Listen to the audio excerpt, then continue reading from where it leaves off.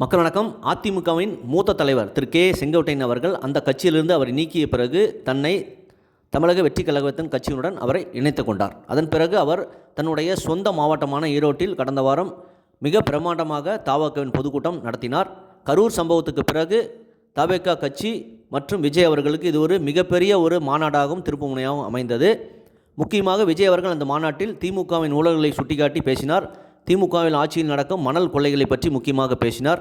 அதன் பிறகு இறுதியாக அவர் பேச்சை முடிக்கும் பொழுது இரண்டு கட்சிகளுக்கு தான் போட்டி. ஒன்று தவேகா என்கிற தூய சக்தி, திமுக என்கிற தீய சக்தி என்று சொன்னார்.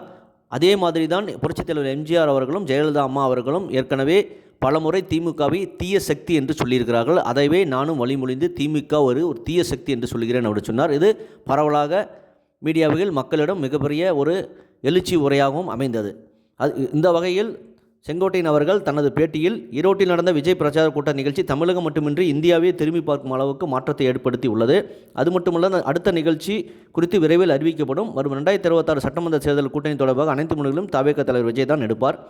வரும் பொங்கலுக்கு பின்புதான் தமிழகத்தில் என்னென்ன மாற்றம் நடக்கப் போகிறது என்பதை நீங்கள் காணப்போகிறீர்கள்.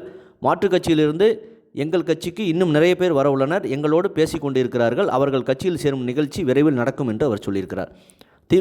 பிசிக தலைவர் திருமாவளவன் என்ன வேண்டுமானாலும் பேசுவார். அவரோட கருத்துக்களுக்கெல்லாம் பதில் சொல்ல வேண்டும் என்ற அவசியம் இல்லை. அதனால் அடுத்த கட்சிகள் என்ன செய்கின்றன என்பது குறித்து சிந்தனை எங்களுக்கு இல்லை. தமிழகத்தில் சிறந்த ஆட்சி தவேகா மட்டுமே வழங்க முடியும் என்று செங்கோட்டையன் அவர்கள் சொல்லியிருக்கிறார். திமுக அமைச்சர் சேகர்பாபுவை சந்தித்துவிட்டு நான் தவேகாவில் இணைந்தால் என்னை திமுகவின் பி டீம் என்று தமிழக பாஜக தலைவர் நயினா நாகேந்திரன் அவர்கள் சொல்கிறார். உண்மையில் அவர்தான் அதிமுகவின் பி டீம் போல செயல்பட்டு கொண்டிருக்கிறார். அவர் பாஜகவில் இருப்பதை விட அதிமுகவில் தன்னை இணைத்துக் கொள்வது நல்லது என்று செங்கோட்டையன் அவர்கள் சொல்லியிருக்கிறார். அவர் சொல்வது ஒரு விஷயத்தில் உண்மைதான். ஏனென்றால் அண்ணாமலை அவர்கள் இருந்தவரை பாஜக என்று தான் செயல்பட்டு கொண்டிருக்கிறார். அதன் காரணமாகத்தான் அதிமுக கூட்டணி இல்லாமலேயே 18% ஓட்டு 2024 தேர்தலில் தேசிய ஜனநாயக கூட்டணி பெற்றது. தற்பொழுது பாஜகவின் வேறு தலைவர்கள் நிர்பந்தத்தால் அதிமுக கூட்டணி ஏற்பட்டு கொண்டிருக்கிறது. பாஜக மாநில தலைவர் நயினா நாகேந்திரன் அவர்கள் எடப்பாடி அவர்கள் தான் முதல்வர் என்று சொல்கிறார் தவிர பாஜக வெற்றி பெற வேண்டும் என்ற எண்ணம் அவருக்கு அதிகமாக இருப்பதாக தெரியவில்லை. அந்த வகையில் செங்கோட்டையன் அவர்கள் சொல்வது உண்மைதான். எடப்பாடி அவர்களுடைய பிடிவாதத்தால் இன்னும் தேசிய ஜனநாயக கூட்டணி முழுமை பெறவில்லை. மறுபக்கம் திமுக தன்னுடைய கூட்டணியை அப்படியே வைத்திருக்கிறது ஸ்ட்ராங்காக. செங்கோட்டையன் அவர்கள் வருகைக்கு பிறகு ஈரோட்டில் தவேகா சுறுசுறுப்பாக தன்னுடைய அரசியல் ஆட்டத்தை ஆரம்பித்திருக்கிறது.